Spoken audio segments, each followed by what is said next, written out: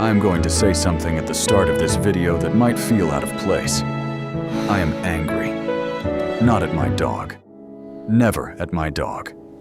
I want to be clear about that from the beginning, because everything that follows depends on that distinction being understood.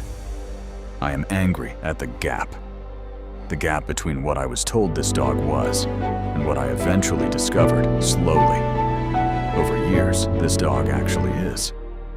The gap between the version of German Shepherd ownership I was prepared for and the version I was actually living inside.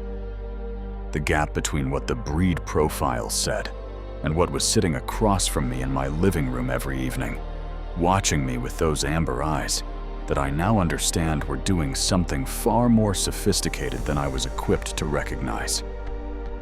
If someone had sat me down before I brought my first German Shepherd home and told me the full truth, not the loyalty, not the intelligence, everyone mentions those, but the full truth about what this animal is capable of feeling, I would have been a different owner from day one. I cannot get those early years back. That is why I am angry, and that is why I am making this video. Most people who research German Shepherds before getting one come away with a reasonably consistent picture. Intelligent, loyal, high energy, needs structure, strong working drive, protective instincts that require management through training and socialization. This is accurate information. It is also profoundly incomplete in a way that the people sharing it either do not recognize or do not know how to communicate. What the breed profiles and training guides and YouTube videos almost universally leave out is the interior life. Not the behaviors. The behaviors are documented extensively. The body language guides, the training manuals, the socialization checklists. All of that covers what German Shepherds do from the outside. What I am talking about is what is happening on the inside. What this animal is actually experiencing as they move through a day with you. What they are carrying, what they are processing, what they are feeling in response to the quality of your presence, your consistency, your emotional state, your engagement with them on any given afternoon. Because here is what I eventually understood, and what took me far longer than it should have. German Shepherds do not experience their relationship with you the way most people experience their relationship with a pet. They experience it the way people experience their most important human relationships. With that level of investment, that level of attunement, that level of vulnerability to the quality of the connection and the consistency of the person they have given themselves to.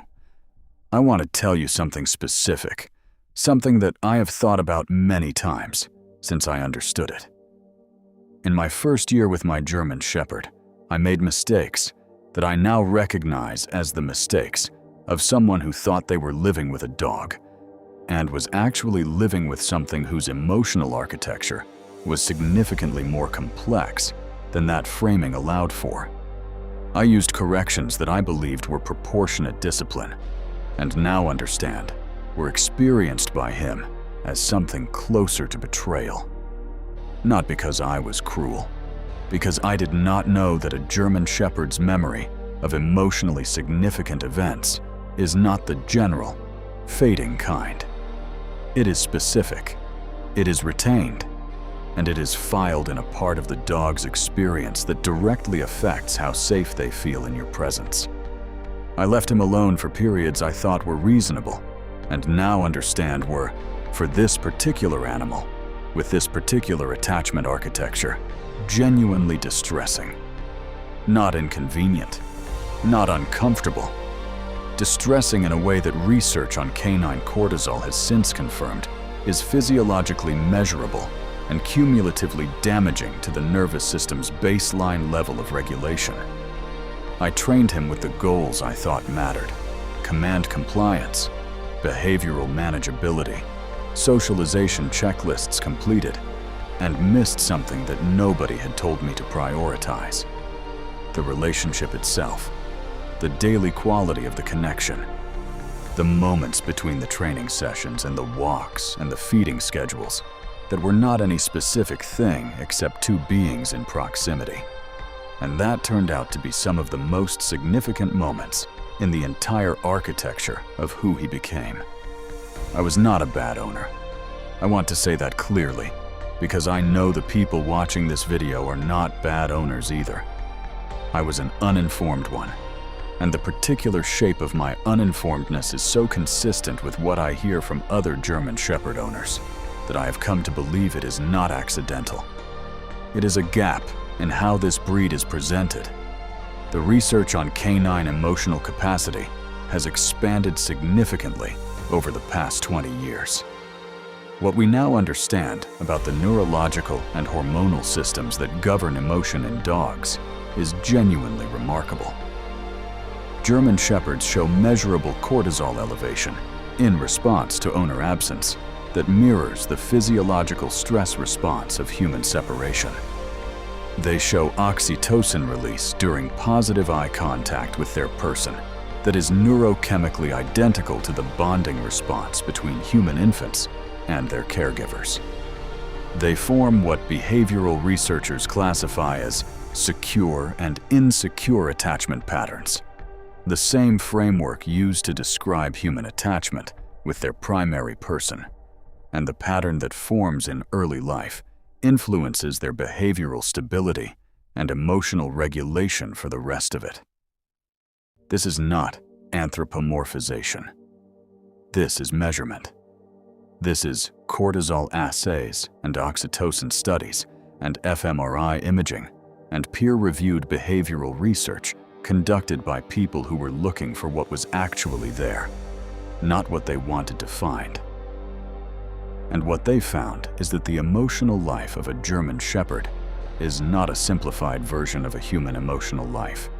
It is a parallel one, different in its expression, different in its architecture, different in many of its mechanisms, but parallel in its depth, parallel in its capacity for suffering and for joy, parallel in its need for connection and its vulnerability to the absence of it. So when I say I am angry, this is what I am angry about. I am angry that I spent time with my dog, not understanding that the quality of my presence mattered to him in the way the quality of a parent's presence matters to a child, not metaphorically, functionally. I am angry that I treated certain behavioral problems as training failures when they were more accurately emotional signals from an animal who did not have any other way to tell me that something in our relationship was not right.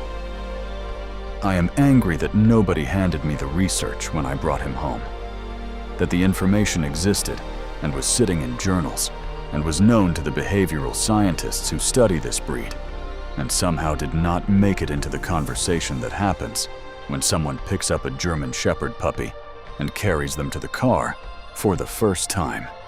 And I am angry because I know I am not alone in this. I know because I have talked to enough German Shepherd owners whose experience mirrors mine in its structure, even when the specific details differ. The slow discovery, the retrospective understanding, the wish that someone had told them earlier. Here is what I want you to do with this. If you have a German Shepherd, and you are watching this with the feeling I hope you are watching it with, which is the feeling of something clicking into place, of a picture becoming clearer, of a dog you already love suddenly making more sense, then do something with that feeling today. Not tomorrow. Today. Go and be with your dog in the way that what you just heard deserves. Not training them, not walking them, not fulfilling any obligation. Just being present with them in the full sense of that word. Eye contact without agenda. Physical contact they initiate.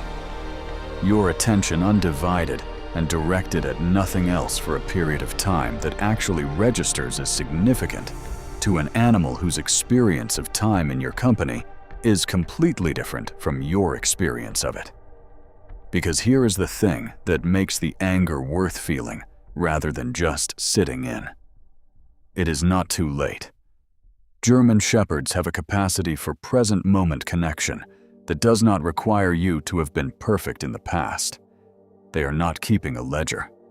They are not withholding based on what you did not know before you knew it. They are here now, in whatever room you are in. You watch this, offering the same depth of attention and connection that they have been offering since they first decided you were their person. The question is whether you are ready to receive it with the understanding it deserves. I am making this video because I wish someone had been angry on my behalf earlier. I wish someone had said to me, clearly and without softening it, that what you are about to take into your home feels more than you think it does. That the relationship you are about to enter is more significant than the framing you have been given allows for. That the mistakes you make in it will leave marks, and that some of those marks will take time to heal, and that the time and the healing are both worth it, but that knowing the full truth before you start is worth more than either. Now you know. Share this with every German Shepherd owner you know, not because they are getting it wrong, because they deserve to get it more right than they currently have the information to get it. Subscribe. If this is the kind of conversation you want to keep having about this breed, and leave a comment telling me the moment you realized your German Shepherd felt more than you had understood them to feel. I want to read every single one, because with this breed, not one of those moments is small.